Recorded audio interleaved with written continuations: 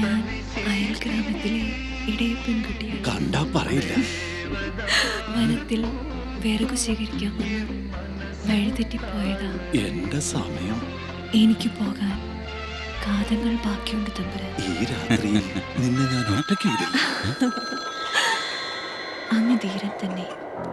ഈ രാത്രിയിൽ മോനെ, നിന്നെ വെറും ഒരു കൂട്ടിക്കൊടുപ്പുകാരനായിട്ട് മാത്രമല്ല ഞാൻ കണ്ടിരിക്കുന്നത്.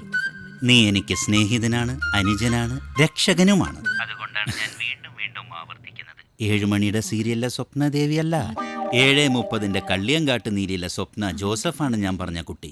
അറിയാം സാറേ, സ്വപ്ന നമ്മുടെ വൈഫിന്റെ ഫേവറേറ്റ് അല്ലേ.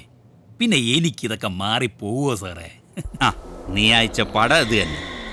എന്നാലും ഒരു കൺഫർമേഷൻ കിട്ടുമല്ലോ അല്ലടേ. ടിക്കറ്റ് കിട്ടിയില്ലെങ്കിൽ ഞാൻ വേറെ ഏർപ്പാടാക്കും. പിന്നല്ലാതെ.